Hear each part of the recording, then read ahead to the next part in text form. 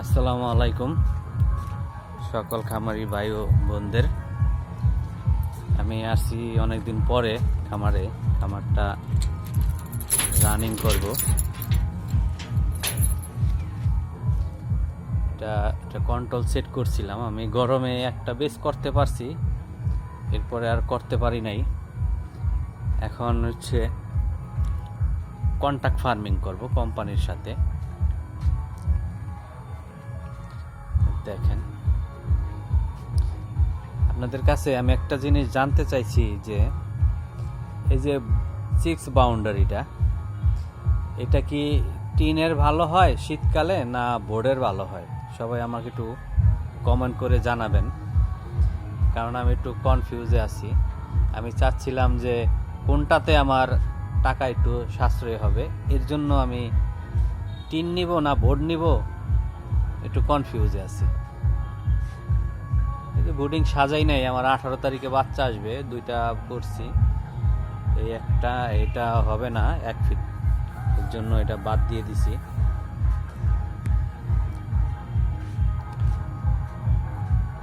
এমনি এক সেট করছিলাম আমি ডিলারের সাথে, কিন্তু বাজার দর ভালো না, বাচ্চার দাম বেশি কারণে কিছু করতে পারি নাই, লসই হয়েছিল, আমার লাভ হয় নাই। এই সেটটা আমি নিজেই করছি, কোনো কন্ট্রাক্টদারের সাথে অ্যাড হই নাই। এই এক্সজস্ট ফ্যান আমি বেশ কিছুদিন ছিলাম না থাকার কারণে এই দেখেন, চোরে আমার এই মোটরটা খুইলে নিয়ে গেছে। একটা মোটরের দাম 12,000 টাকা। আমি আইসা দেখি যে এই অবস্থা। এটারটা আছে, এইটাও আছে। এখন সারা বাংলাদেশে হচ্ছে নেশাগ্রস্ত লোক প্রচুর, এরা কাজ করে না, আর যাই 500 টাকা ইনকাম করে ডেলি, ওনাদের 300 টাকা 400 টাকা ইয়াবা আর গাঞ্জায় লাগে, যার কারণে মানুষের চুরি চেঁচড়ামি করে বেড়ায়, যখন যেটা সুযোগ পায় ওইটাই করে। কারণ ওনাদের যখন নেশা শুরু হয়, ওনাদের টাকার দরকার, টাকা তো ইনকাম করতে পারে না ওই রকম, মা বাবার কাছে চাইলেও দেয় না, যার কারণে এরা সুযোগ খুঁজে যে কার কোন জিনিসটা চুরি করে বিক্রি করা যায়। তাই বুঝেন, আমার এই মোটরটার দাম হচ্ছে 12,000 টাকা এখন কিনতে গেলে, কিন্তু কত বিক্রি করব? 2 থেকে 3,000 টাকার উপরে বিক্রি করতে পারবো না। কিন্তু চুরি না করে আমারও যদি বলতো 500 টাকা দেন, নাহলে আপনার জিনিস চুরি হয়ে যাব, তাও মনে করেন আমি 500 টাকা দিয়ে দিতাম। কিন্তু ওই মোটরের আগে আমার আরেকটা মোটর চুরি হয়েছে। এই যে কুলিং প্যাড,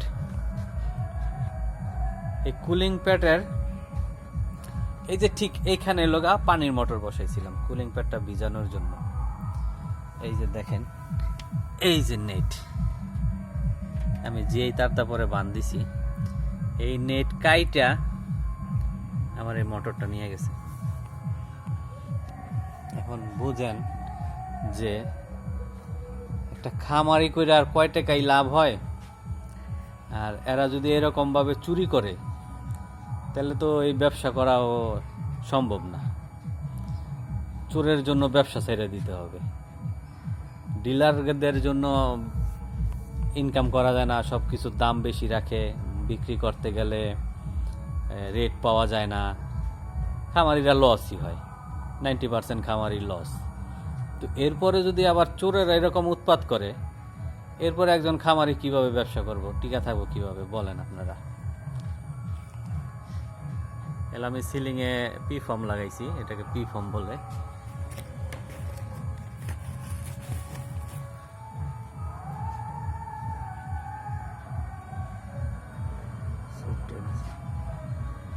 আমি নিজেই করছি, আমি ইউটিউবে দেখা করছি।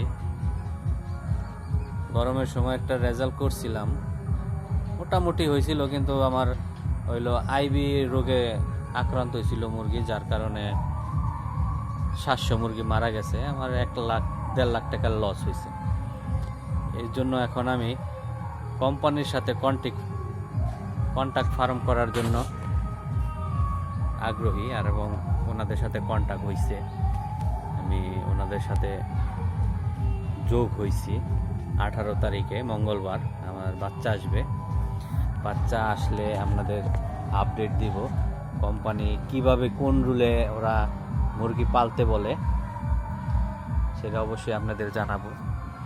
এতদিন তো আমরা মুরগি পালছি আমাদের মন মতো, কিন্তু কোম্পানিদের যে সিস্টেম ওই অনুযায়ী মুরগির বাচ্চা বোর্ডিং, ঔষধ সব কিছু ওনাদের রুলেই চলতে হবে। দেখি একটা সেট করে কি অবস্থা, যদি ভালো হয় ইনশাল্লাহ তাহলে কোম্পানির সাথেই করব। হচ্ছে আমার পুষ্করিটা, কিছু মাছ ছাড়ছিলাম, কিন্তু শীতকালের জন্য মাছ দেখা যায় না, তো পানির নিচে আছে। যাই হোক, যেটা আপনাদের বলতেছিলাম খামারি ভাইরা, যে আমারে একটু কমেন্ট করে জানাবেন যে আমি এই টিন দিয়ে করব না প্লাইবোর্ড দিয়ে 6 বাউন্ডারিটা দেব বোর্ডিংয়ের জন্য। সবাই ভালো থাকবেন। আমার বাচ্চা আসলে আমি আবার আপডেট দেব আপনাদের।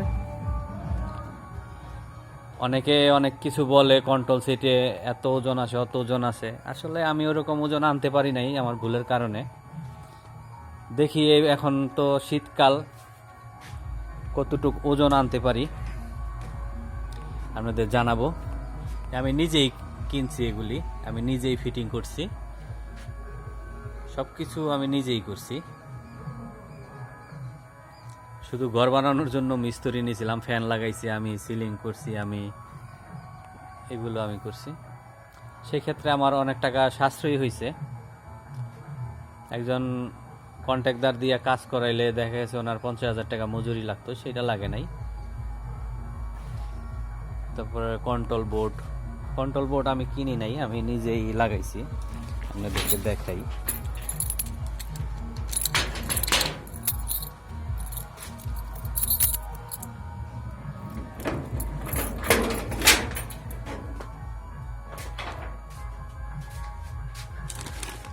এই আমার কন্ট্রোল বোর্ড আমি নিজেই করছি।